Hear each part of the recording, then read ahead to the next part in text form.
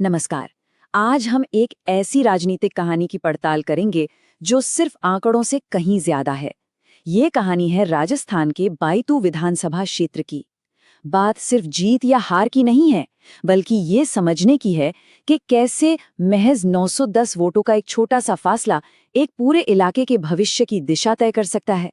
ये आधुनिक राजनीतिक रणनीति की एक जबरदस्त केस स्टडी है, जहां हर एक वोट मायने रखता है। तो चलिए सबसे पहले बायतू की जमीन को, वहां की मिट्टी को समझते हैं। राजस्थान के नक्शे पर ये सिर्फ एक जगह नहीं है, ये एक ऐसा सियासी मैदान है जहां समीकरण हर चुनाव में बदलते हैं। यहाँ के लोगों की उम्मीदें, उनकी परेशानियां और अनसुलझे सवाल मिलकर एक बहुत ही जटिल तस्वीर बनाते हैं। और किसी भी रणनीति की पहली सीढ़ी इसी जमीन की गहरी समझ होती है। 910 बस यही वो संख्या है जिसने 2023 के चुनाव का पूरा नतीजा तय कर दिया। जरा सोचिए, जहां लाखों लोग वोट डालते हैं, वहां सिर्फ 910 वोटों का अंतर ये साबित करता है कि जमीनी स्तर पर एक एक वोटर की क्या अहमियत है। ये आंकड़ा हमें बताता है कि मुकाबला कितना कड़ा था, कितना कांटे का था, जहां एक छोटी सी भी कोशिश नतीजों को इधर से उधर कर सकती थी। तो इस पूरे विश्लेषण में हम कदम दर कदम आगे बढ़ेंगे। सबसे पहले हम इस 910 वोटों की कहानी को समझेंगे, फिर हम जनता की नब्ज टटोलेंगे कि वो असल में चाहती क्या है। इसके बाद आंकड़ों की दुनिया में उतरकर इस करीबी मुकाबले को डिकोड करेंगे और आखिर में शासन के लिए एक ठोस ब्लूप्रिंट और अगले 90 दिनों का एक एक्शन प्लान देखेंगे। किसी भी चुनाव को समझने की शुरुआत हमेशा जमीन से होती है, लोगों की आवाज सुनने से। तो आइए सबसे पहले ये समझते हैं कि बायतू के वोटरों के लिए सबसे बड़े, सबसे जरूरी मुद्दे क्या थे, क्योंकि जब तक हम उनकी मुश्किलों को नहीं समझेंगे तब तक कोई भी रणनीति कामयाब नहीं हो सकती। ये स्लाइड ये बायतू की असलियत को हमारे सामने रखती है। देखिए, मुद्दे कितने साफ और जमीनी हैं। बायतू तहसील के दूर दराज के गांवों में पीने का पानी आज भी सबसे बड़ी समस्या है। छोटे शहरों में, गांवों में युवाओं के लिए बेरोजगारी एक बहुत बड़ा संकट है। पचपदरा गुड़ामालानी की कृषि पट्टी में किसान परेशान हैं और दूर दराज की ढाणियों में आज भी बुनियादी सुविधाओं की कमी है। ये सिर्फ मुद्दे नहीं हैं, ये लोगों की रोजमर्रा की चुनौतियां हैं। और यहीं पर एक बहुत ही दिलचस्प और जरूरी बात सामने आती है। जानकारी ये बताती है कि लोग सड़कों और स्कूलों जैसे विकास के कामों की तारीफ तो करते हैं, लेकिन उन्हें लगता है कि उनकी अपनी जिंदगी, उनकी रोजी रोटी के जो मुद्दे हैं वो वैसे के वैसे ही हैं। ये किसी भी सत्ताधारी पार्टी के लिए एक बहुत बड़ी चुनौती है कि विकास दिख तो रहा है, पर क्या हर घर तक महसूस हो रहा है। ये सोचना जरूरी है, क्योंकि हमारे संविधान की बुनियाद हर नागरिक के सम्मान और गरिमा पर टिकी है। तो हमने जमीन की आवाज सुन ली, अब भावनाओं से आगे बढ़कर हम ठोस आंकड़ों की दुनिया में चलते हैं, क्योंकि कहते हैं आंकड़े कभी झूठ नहीं बोलते। वो हमें वो कहानी बताते हैं जो शायद ऊपर से दिखाई नहीं देती। चलिए इन नंबर्स का एक फोरेंसिक विश्लेषण करते हैं। 83.37%। ये कोई मामूली आंकड़ा नहीं है। ये 2023 में बायतू का वोटर टर्नआउट था। इतना ऊंचा मतदान क्या बताता है? ये बताता है कि यहाँ के लोग कितने जागरूक हैं, कितने सक्रिय हैं। और जब इतने ज्यादा लोग वोट डालने के लिए घर से निकलते हैं, तो इसका सीधा मतलब है कि हर एक वोट की कीमत कई गुना बढ़ जाती है और जीत हार का अंतर बहुत कम हो जाता है। और ये स्लाइड उस कड़े मुकाबले को बिल्कुल साफ कर देती है।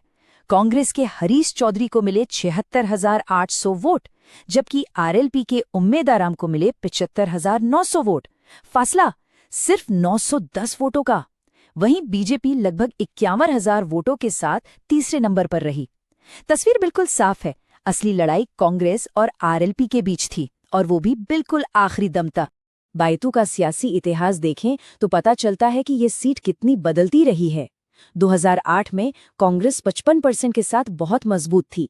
2013 में हवा बदली और बीजेपी 52% पर पहुंच गई। 2018 में कांग्रेस का वोट शेयर और गिरा, सिर्फ 32% पर आ गया। लेकिन 2023 में कांग्रेस ने वापसी की और 36% वोट हासिल किए, जबकि बीजेपी लगभग 24% पे ही रही। ये पैटर्न साफ दिखाता है कि बायतू के वोटर किसी एक पार्टी से बंधे नहीं हैं। तो सवाल यही है कि आखिर ये मुकाबला इतना नजदीकी हुआ क्यों? अब हम आंकड़ों और जमीनी हकीकत दोनों को साथ रखकर इसके पीछे के कारणों को समझने की कोशिश करेंगे। इसमें हम जातिगत समीकरण, ताकत और कमजोरियों सबका विश्लेषण करेंगे। बायतू की राजनीति को समझने के लिए यहाँ के सामाजिक ताने बाने को समझना बहुत जरूरी है। लगभग 40% वोटर जाट समुदाय से आते हैं, जो इसे सबसे प्रभावशाली समूह बनाता है। उनके बाद 14% SC/ST और 10% मुस्लिम वोटर हैं। ये तीनों समूह मिलकर चुनाव का नतीजा तय करने की ताकत रखते हैं। इसलिए किसी भी उम्मीदवार के लिए जाट समुदाय के साथ साथ इन दूसरे समूहों का भरोसा जीतना भी उतना ही जरूरी हो जाता है। तो अगर हम कांग्रेस की स्थिति का एक स्वॉट एनालिसिस करें, यानी उनकी ताकत, कमजोरी, मौके और खतरे, तो तस्वीर कुछ ऐसी बनती है। ताकत क्या है? विकास का रिकॉर्ड और जाट समुदाय में एक अच्छी पकड़। कमजोरी, वो 910 वोटों का नाजुक मार्जिन और पानी, रोजगार जैसे अधूरे वादे। मौके कहाँ है? 14% SC/ST और 10% मुस्लिम वोटों को अपने साथ लाने में। और सबसे बड़ा खतरा, RLP का उभार, जो कांग्रेस विरोधी वोटों को एक जगह इकट्ठा कर सकता है। अच्छा, तो अब तक हमने समस्या को समझा, उसके हर पहलू का विश्लेषण किया। अब बात करते हैं समाधान की। हम अब एक ऐसी व्यापक रणनीति पर बात करेंगे जिसे चतुर्मुख सिद्धांत कहा गया है। ये सिर्फ अगला चुनाव जीतने की रणनीति नहीं है, बल्कि ये शासन का एक ब्लूप्रिंट है। तो ये चतुर्मुख सिद्धांत आखिर है क्या? देखिए, नाम शायद थोड़ा भारी लगे, लेकिन इसका मतलब बहुत सीधा है। ये एक 4 आयामी रणनीति है। इसमें चुनाव, संगठन, कहानी यानी नैरेटिव और संसाधन, इन चारों चेहरों को एक साथ एक लाइन में लाया जाता है, ताकि अभियान का हर हिस्सा एक दूसरे को ताकत दे और पूरा अभियान ज्यादा असरदार बने। पहला चेहरा है चुनावी चेहरा। इसका लक्ष्य है जाट समुदाय के सभी उपसमूहों के वोट को पूरी तरह से अपने साथ जोड़ना। इसके साथ साथ SC/ST और मुस्लिम समुदायों के उन वोटरों तक पहुंचना जो अभी किसी के साथ नहीं है। स्थानीय स्तर पर OBC नेताओं के साथ गठबंधन करना और जो काम हुए हैं, जैसे सड़कें और स्कूल, उन्हें जनता के सामने रखना। दूसरा चेहरा है संगठनात्मक। देखिए, एक मजबूत संगठन के बिना कोई जंग नहीं जीती जा सकती। इसका मतलब है हर पंचायत में बूथ स्तर के कार्यकर्ताओं में नई जान फूंकना, पानी और शिक्षा जैसे मुद्दों पर खास कमेटियां बनाना, ताकि लोगों को लगे कि सरकार उनकी सुन रही है। स्थानीय शिक्षक, युवा नेता जैसे प्रभावशाली लोगों से जुड़ना, और हाँ, डेटा का इस्तेमाल करके वोटरों की छोटी छोटी समस्याओं को समझना और उन्हें हल करना। तीसरा और शायद सबसे अहम चेहरा है कथात्मक चेहरा, यानी नैरेटिव। एक ऐसी कहानी बनाना जो सबको जोड़े, जैसे सबने मिलकर बनाया बायतू। जो काम किए हैं, जैसे 1200 किलोमीटर ग्रामीण सड़कें, उन्हें बार बार लोगों को याद दिलाना। अपनी स्थिरता और विपक्ष की आपसी खींचतान के बीच का फर्क दिखाना, और सत्ता विरोधी लहर का सामना करने के लिए ईमानदारी से नई योजनाएं सामने रखना। और चौथा चेहरा है संसाधन, यानी पैसे, टेक्नोलॉजी और लोगों का सही इस्तेमाल। राष्ट्रीय नेटवर्क का इस्तेमाल करके फंड जुटाना, एक मजबूत अभियान के लिए पार्टी से आर्थिक मदद लेना, लोगों तक अपनी बात पहुंचाने के लिए व्हाट्सएप जैसे नए जमाने के तरीकों का इस्तेमाल करना, और सरकारी योजनाओं को एक संसाधन के रूप में इस्तेमाल करके उनका फायदा लोगों तक पहुंचाना। रणनीति सिर्फ कागज पर बनाने से कुछ नहीं होता। असली चुनौती उसे जमीन पर उतारने की होती है, वो भी एक तय समय में। अब हम इस पूरी रणनीति को एक ठोस एक्शन प्लान में बदलेंगे। ये है आगे का 90 दिन का रोड मैप। और इस प्रक्रिया में ये याद रखना महत्वपूर्ण है कि नागरिकों की गोपनीयता का सम्मान हो और उनकी सहमति सर्वोपरि रहे, जैसा कि भारत के डेटा संरक्षण कानून भी कहते हैं। तो ये 90 दिन का प्लान 4 हिस्सों में बटा है। पहले 30 दिनों में, यानी D90 से D60 तक, जमीनी स्थिति का ऑडिट करना, एक कोर टीम बनाना और डोर सभा जैसा अभियान शुरू करना। अगले 30 दिनों में, यानी D60 से D30 तक, गांवों में मीटिंग्स तेज करना, कुछ ऐसे प्रोजेक्ट्स शुरू करना जो लोगों को दिखें और गठबंधनों को आखिरी रूप देना।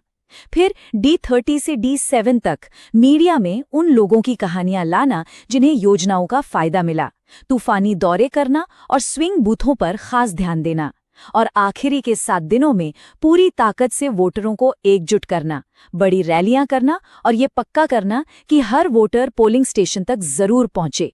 तो अंत में एक सवाल के साथ आपको छोड़े जाता हूं। क्या 910 वोटों का ये मार्जिन सिर्फ एक संकट है जिससे बचना है, या फिर ये एक डेटा पॉइंट है जिसे सही इंजीनियरिंग और सही रणनीति के साथ एक मजबूत निर्णायक जनादेश में बदला जा सकता है? ये सवाल सिर्फ बायतू का नहीं, बल्कि हमारे लोकतंत्र के हर उस चुनाव का है जहां जीत हार इतने महीन धागे से बंधी होती है। क्योंकि अगर ब्लूप्रिंट सही हो तो हर चुनौती को एक अवसर में बदला जा सकता है। अगर आप एक जन केंद्रित नेता बनना चाहते हैं और अपने निर्वाचन क्षेत्र को ऊपर उठाना चाहते हैं तो blueprintstrategies.ai से mgr@blueprintstrategies.ai पे संपर्क करें या 08042041602 पर कॉल करें। राजनीति से परे एक उद्देश्य।